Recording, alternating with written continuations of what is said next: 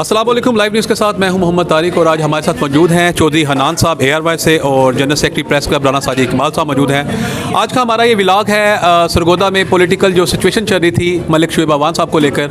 उन्होंने हाल ही में पाकिस्तान मुस्लिम लीग नून के टिकट के लिए अप्लाई किया था सरगोदा जिमखाना में और उसको लेके काफ़ी ट्रोल किया जा रहा था उनको। उनकी एक वीडियो है जो एक बड़े TV पर चलाई गई, वो वीडियो पहले आप मुलाहिजा कीजिए। आज इतनी बड़ी आफत आई हुई है और वो जो स्पीड वजीर आज़म है जिसने कहा था मैं कपड़े बेच के तो लोगों की इमदाद करूंगा, आज वो हमारे इदारे बेचने चला गया है कतर। आज वो PIA को बेच रहा है, आज वो हमारे होटल बेच रहे हैं, हमारे अड्डे बेच रहे हैं। हम बेचने नहीं देंगे इंशाल्लाह उसको। हम कोर्ट में भी जाएंगे, हर तरह से उसकी रुकावट बनेंगे, अपने असासे नहीं बेचने देंगे। लेकिन उसने जिसने कपड़े बेचने थे वो असासे बेचने पे आ गए। दूसरा वो बिलावल को देखें, वो परवेज अशरफ को देखें, वो ड्रामे कर रहे हैं। और जैसे पहले साहब ये साहब अभी ये रिसेंटली जी हनान साहब, आपने वीडियो देखी जिसमें उन्होंने अपने प्रीवियस दौर में जबकि वो PTI में थे तो उन्होंने साबका जो मुस्लिम लीग नून के कुछ सदूर थे या पार्टी चेयरमैन थे उनके बारे में कुछ कहा। तो ये क्या कहना कोई बहुत बड़ी बात हो गया? क्या पहले फ्यूचर में कभी ऐसा नहीं हुआ या पास में कभी ऐसा नहीं हुआ या फ्यूचर में ऐसा नहीं होगा क्या? मैं समझता हूँ कि इसमें मुझे तो कोई ऐसी बात नज़र नहीं आ रही है। नीचे से लेके ऊपर तक सारे सियासतदान ये काम करते रहे हैं और मैं समझता हूँ कि मलिक शुएब अवान को खराज तहसीन पेश करना चाहिए। उसने जैसा देश वैसा भेस, सियासत में यही सब कुछ होता है। जब आपको हर तरफ से दबाया जा रहा है और आपके लिए रास्ते बंद किए जा रहे हैं तो शुएब अवान ने अपना रास्ता खोला है और उसके लिए अपनी मंजिल तलाश करने की कोशिश की है। तो इस वक्त जो है आप ये देखें कि आप शुएब अवान की बात कर रहे हैं, आप देखें शहबाज शरीफ ने क्या कहा था ज़रदारी के बारे में, नवाज़ शरीफ ने क्या कहा था ज़रदारी के बारे में, ज़रदारी साहब ने क्या कहा था नवाज़ शरीफ के बारे में। तो शुएब अवान वेल डन, ज़बरदस्त। ले जी, इसमें अभी हम राय लेंगे जनाब राना साजिद इकबाल साहब की भी। ये कोई बड़ी बात नहीं थी जिसको लेकर ट्रोल किया जा रहा, कोई ऐसा गुनाह उसने नहीं किया। मेरा ख्याल उसने ऐन सियासत की है मलिक शुएब अवान साहब ने। अगर आपके पास कोई मुतबादिल रास्ता ही ना हो तो फिर आप क्या करें? और फिर ये कोई ऐसा खुदा ना खासा कोई राइवेंट का इज्तिमा नहीं था जिसमें से उन्होंने इन्हराफ कर दिया है। बड़े बड़े सूबे में ज़िला सरगोदा के अंदर बड़ी बड़ी शख्सियात ऐसी हैं जो पहले पीपल्स पार्टी में थी, फिर PTI में और दोबारा फिर जनाब पीपल्स पार्टी में चली गई है। मैं राना साजिद इकबाल साहब से इस बारे में मौक़िफ़ जानना चाहूँगा। आप to you sir.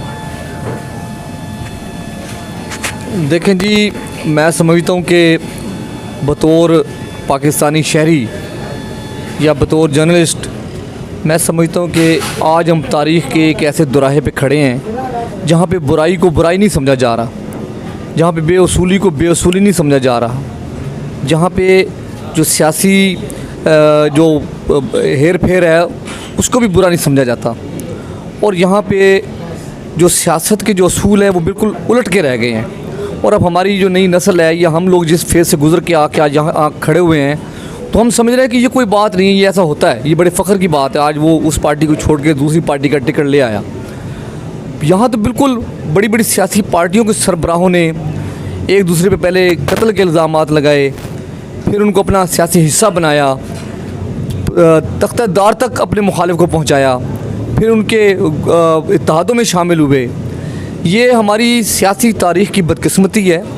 Malik Shoaib Awan तो बहुत छोटा सियासी वर्कर है, वो एक ज़िले लेवल का सियासतदान है, एक MPA का कैंडिडेट है। तो मलिक शुएब अवान में स्पिरिट है, उसमें काम करने का एक सलाहियत है और उसने बतौर MP और बतौर तहसील नाज़म अपना यहाँ पे लोहा और सिक्का मनवाया है। तो ज़िला सरगोदा तो सियासी तौर पे बांझ है, यहाँ तो सियासी लीडरशिप है ही नहीं। तो हम तो अपनी किस्मत को रो रहे हैं कि सरगोदा में कोई ऐसी सियासी लीडरशिप पैदा हो जो सरगोदा ज़िला और सरगोदा सिटी की जो मसाइल हैं उनकी बात करे। तो ये तो अभी सिलेक्शन में सारे ही तकरीबन लोगों ने सियासी पार्टियां बदली हैं और वो बदल के आ रहे हैं। तो इस पे बात ज़रूर होनी चाहिए। लम्हा फ़िक्रिया मैं समझता हूँ कि मलिक शुएब अवान हो या आपकी PTI के जो बड़े बड़े लीडर जहांगीर तरीन हो, वो पार्टियाँ बदल के गए हैं, तो हमारी लम्हा फ़िक्रिया है। जी बहुत शुक्रिया। हमारे साथ मौजूद हैं ARY से चौधरी हनान साहब और general secretary press club Rana Sajid Iqbal साहब। और आज का हमारा ये व्लॉग था मलिक शुएब अवान साहब पे। और इसे अगर कंक्लूड करेंगे तो आप देखें कि PDM किस तरह से वजूद में आई। PDM का मकसद क्या था? PDM का मकसद भी यही था कि जनाब अपनी करप्शन, अपना वजूद बचाओ, चाहे पाकिस्तान भाड़ में जाए। तो सियासत में तो ये एक छोटी बात है, बल्कि जो सियासी ऐसा नहीं करता उसे सियासी कंसीडर ही नहीं किया जाता। और जो लोग ये कहते हैं कि जनाब ये हरफ आखिर है, मेरा ख्याल है उनको अपना ये ख्याल दुरुस्त करना चाहिए। लाइव न्यूज़ के साथ मोहम्मद तारिक, अपना ख्याल रखिएगा। अल्लाह हाफिज़।